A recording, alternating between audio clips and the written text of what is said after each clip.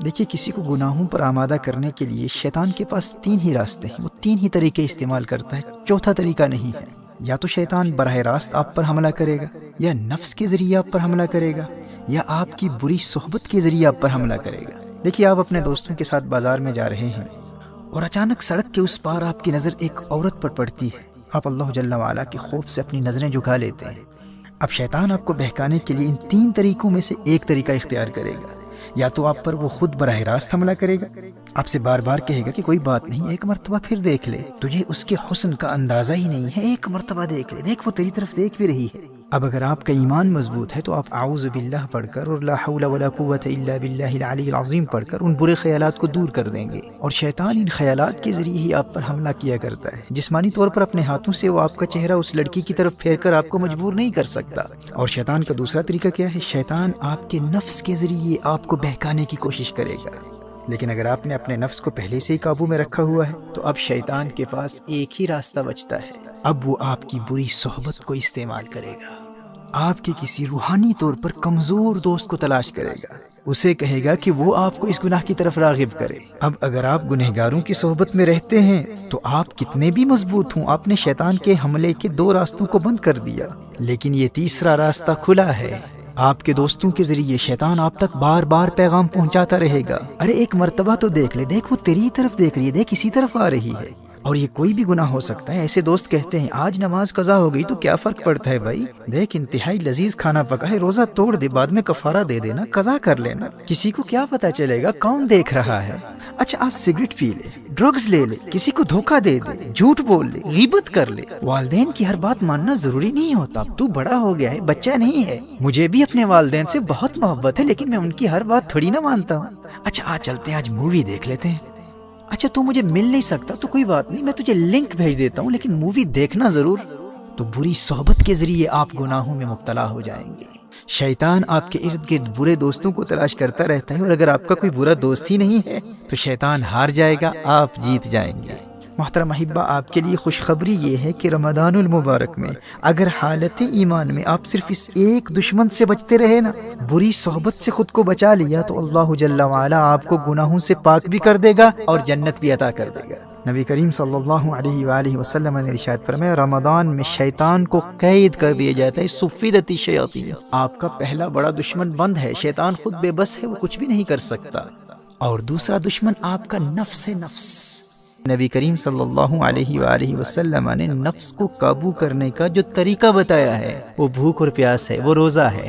دیکھیے ماہ رمضان میں اگر آپ سحری اور افطار کے وقت زیادہ کھانا نہیں کھاتے، بہت زیادہ پیٹ بھر کر کھانا نہیں کھاتے، تو آپ کا نفس بالکل کنٹرول میں رہے گا، دونوں دشمن قید ہیں۔ اب اگر آپ مغفرت چاہتے ہیں، جنت میں جانا چاہتے ہیں، تو ماہ رمضان میں صرف اس ایک دشمن سے اپنے آپ کو بچا لیں۔ گناہوں کی طرف راغب کرنے والے، گناہوں کی دعوت دینے والے ہر دوست سے رابطہ مکمل طور پر منقطع کر دیں۔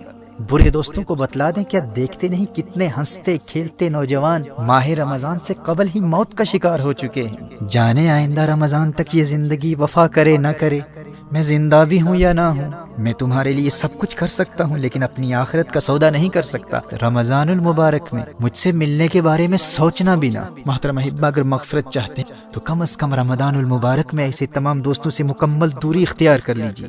اگر اپنا نمبر چینج کرنا پڑے تو کر دیں، سم کارڈ پھینکنا پڑے تو پھینک دیں، اور علیاذ باللہ اگر کسی غیر محرم لڑکی کا نمبر آپ کے فون میں ہے تو فوراً بلاک کر دیں۔ سوشل میڈیا پر، ٹویٹر پر، انسٹاگرام پر، فیس بک پر انفرینڈ کر دیں۔ شیطان کے براہ راست حملوں کا سلسلہ بند ہے، اور بھوک اور پیاس کے ذریعے، روزے کے ذریعے نفس بھی قابو میں ہے، بس ایک ہی راستہ کھلا ہے، وہ بری صحبت کا ہے۔ میں دعوے سے کہہ سکتا ہوں میرے دوست، اگر تو نے صرف اس ایک دشمن کا راستہ بند کر دیا تو رمضان المبارک تجھے جنتی بنا دے گا۔ شیطان کے پاس فقط 3 ہتھیار ہیں، 2 بند ہیں، ایک کو تو نے بند کرنا ہے۔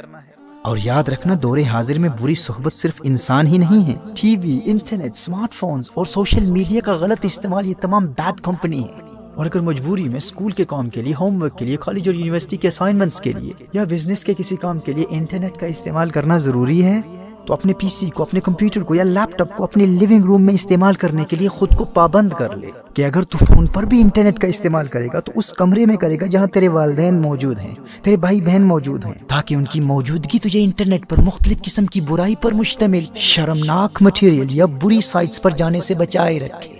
اور اگر جہنم کی آگ سے بچنے اور جنت کے حصول کے لیے تو یہ ایک کام بھی نہیں کر سکتا، خود کو بری صحبت سے نہیں بچا سکتا، اور اس خوش فہمی میں ہے کہ مفت ہی میں جنت مل جائے گی، تو اللہ کی رحمت کا مذاق اڑا کر اپنا ایمان برباد کرنے والے اللہ کا کلام سن لے۔ تو کیا سمجھتا ہے کہ اللہ آخرت میں انصاف نہیں کرے گا؟ تو نے جنت کو اتنا سستا سمجھ رکھا ہے؟ اللہ قرآن میں ارشاد فرماتا ہے، ام حسب الذین اجترحوا السیئات ان نجعلهم كالذین آمنوا وعملوا الصالحات سواء محیاهم ومماتهم ساء ما يحکمون۔ سورہ جاسیہ میں ارشاد فرمایا، کیا جنہوں نے برائیوں کا ارتکاب کیا یہ سمجھتے ہیں کہ ہم انہیں ان جیسا کر دیں گے جو ایمان لائے اور اچھے کام کیے؟